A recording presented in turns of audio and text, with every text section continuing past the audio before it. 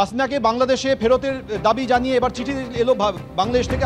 ইতিমধ্যে আপনারা জানেন যে বাংলাদেশে যেভাবে হিন্দুদের উপরে লাগাতার অত্যাচার চলছে, ভারতের বিরুদ্ধে একের পর এক বিদ্বেষের বার্তা বেয়ে আসছে এবং হুমকি আসছে, বারবার বিভিন্ন রকমের হাস্যকর হুমকি দেওয়া হচ্ছে। আর এরই মাঝে এবার হাসিনাকে ফেরত দিতে হবে এই দাবি জানিয়ে চিঠি এলো বাংলাদেশ থেকে। তাহলে প্রশ্ন উঠছে, তাহলে কি যেভাবে বাংলাদেশে হিন্দুদের উপরে অত্যাচার চলছে তার থেকে নজর ঘোরাতেই পাল্টা চাপের কৌশল হিসেবে বাংলাদেশ হাসিনাকে ফেরত চাইছে? আমাদের সঙ্গে এই মুহূর্তে রয়েছে আমাদের প্রতিনিধি বিজেন্দ্র সিংহ। বিজেন্দ্র, এই চিঠিতে ঠিক কি বলা হয়েছে এবং ভারতের তরফ থেকে এখনো পর্যন্ত কোনো প্রতিক্রিয়া কি মিলল?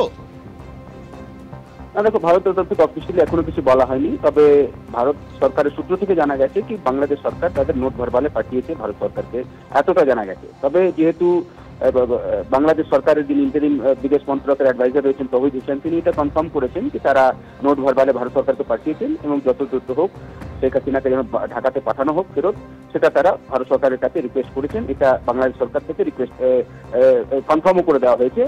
যেহেতু এখন 5ই আগস্ট থেকেই শেখ হাসিনা ভারতে রয়েছেন, তিনি প্রথমে দিল্লি পৌঁছেন এবং তারপরে দিল্লিতেই একটা আনডিসক্লোজ লোকেশনে তিনি রয়েছেন এবং তারপর কিছু বক্তব্য বারবারই সোশ্যাল মিডিয়াতে উঠে আসছে, যেখানে তার দলের কর্মীদের উপর হামলা হোক বা সেখানে বাংলাদেশে হিন্দুদের উপর যে হামলা হচ্ছে বা সংখ্যালঘুরা যে আক্রান্ত হচ্ছেন সেখানে, সেটা নিয়ে তিনি বারবারই অভিযোগ করছেন যে সেখানকার ইন্টারিম গভর্নমেন্ট এবং ইউনূস সরকার সেটার জন্য দায়ী রয়েছে, এই কথাগুলো তিনি বলছেন।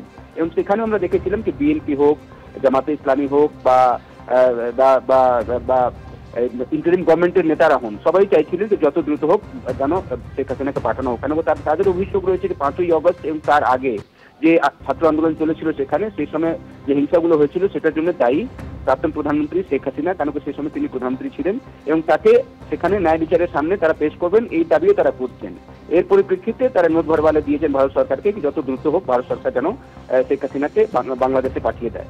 এখন দেখতে হবে ভারত সরকার অফিসিয়ালি কি রিয়াকশন দেয়, কেন কি যেহেতু সেখানকার বিদেশ মন্ত্রকের যিনি অ্যাডভাইজার তিনি এটা কনফার্ম করেছেন যে তারা নোট ভার্বালে পাঠিয়েছেন ভারত সরকারকে। এখন ভারত সরকার কি বলছে অফিসিয়ালি সেটা দেখার বিষয়। তবে গত সপ্তাহ যে উইকলি ব্রিফিং ছিল বিদেশ মন্ত্রকের ভারত সরকারকে, সেখানে আমরা দেখেছিলাম ভারত সরকারের তরফ থেকে স্পষ্ট জানিয়েছিল তারা চাইছেন কি বাংলাদেশ শান্ত থাকুক, সেখানে ডেমোক্রেটিক একটা গভর্নমেন্ট দ্রুত ফর্ম হোক এবং সেখানকার মাইনরিটিসদের রাইটস গুলো যেন সেখানকার সরকার প্রোটেক্ট করে, সেটাও ভারত সরকার চাইবে। এখন দেখতে হবে আজকে নোট ভার্বালে আসার পর সোমেন ভারত সরকারের তরফ থেকে অফিসিয়ালি কি জানানো হচ্ছে। বিজেন্দ্র, তোমাকে আপাতত ধন্যবাদ।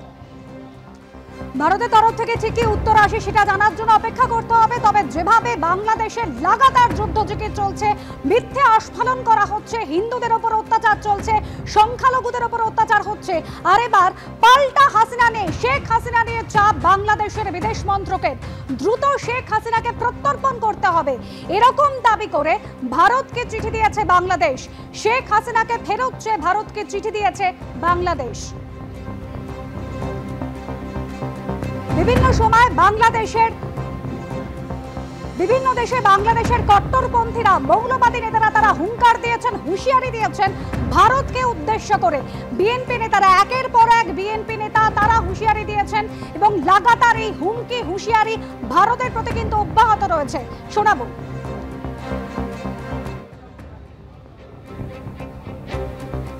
গত 14 তারিখে বলেছিলেন বিএনপি নেতা যে যদি দরদ বেশি হয় তাহলে শেখ হাসিনাকে মুখ্যমন্ত্রী করুক এই ভারত, দরদ বেশি হলে হাসিনাকে ভারতের মুখ্যমন্ত্রী বানান, এমন হুঁশিয়ারি শোনা গিয়েছিল বিএনপি নেতার তরফ থেকে।